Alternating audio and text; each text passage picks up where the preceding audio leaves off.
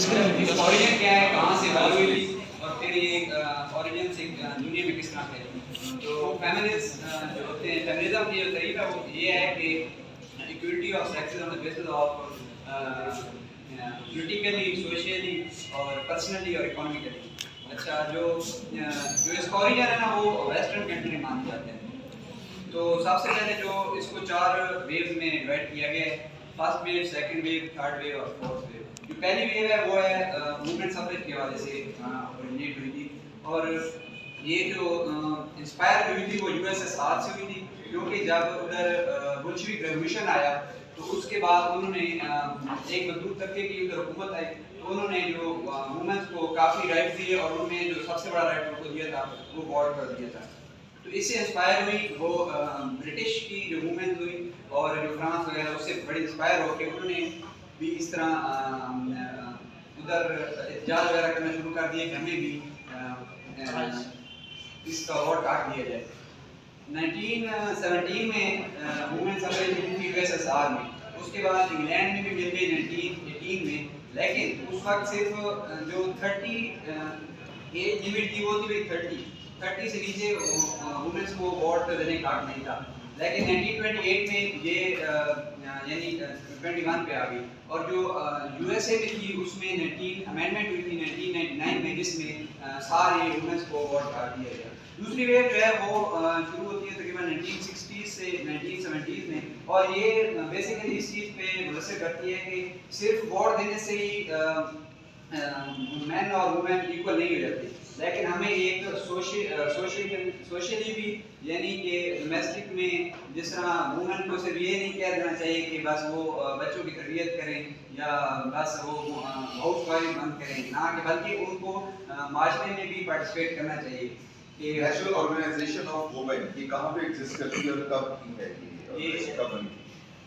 पहले जगह मुझे बताएं इसकी। सर ये है इधर इंग्लैंड में। इधर याद रहा सर ये रेडिकल, सर ये रेडिकल फेमिनिज्म की ये आपने इसमें एक टर्म एक यूज किया हुआ है द गोल्डन बुक, इसके बारे में मुझे थोड़ा सा बताएं। ये सर ये रेडिकल फेमिनिस्ट उन्होंने लिखी थी, और उनका ये बहुत बड़ा ये नारा था कि जो मैरिज है ना, मैरिज ये बहुत बड़ी एक मैन और वुमेन के दरमियान डिफरेंस पैदा करती है। यानी कि जब मैरिज होती है तो वुमेन प्रेगनेंसी आ जाती है, और जिसकी वजह से वो मैन उसको डोनेट कर देता है, वुमेन भी ऐसा भी कुछ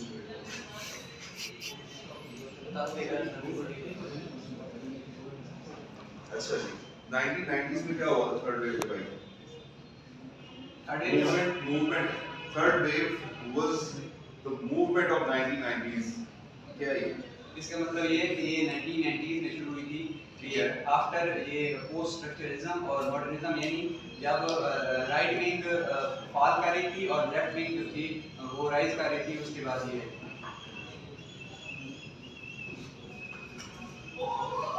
Third wave was the movement of 1990s, while fourth wave started in 2016.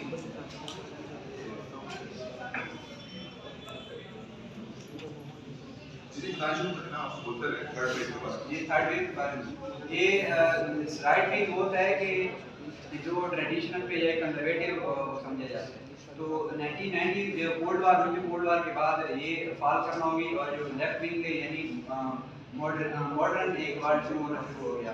उसके बाद इसमें जो सबसे बड़ी थर्ड वेव की जो एक मसला था वो ये था कि हरेस करना, जो यानी खवातीन को हरेस किया जाता है, वो सबसे बड़ा इसमें मसला था, इशू किया गया। और जो फोर्थ वेव थी वो 2016 में आई थी, और मी टू इसका बहुत बड़ी मुहिम का एक ना मी टू है, इसके मुताबिक वो भी एक हरेसमेंट के बारे में है कि जो वर्किंग प्लेस पे वुमेन को हरेस किया जाता है, तो वो या सोशली या ट्विटर वगैरह पे वो मी की मुहिम चला के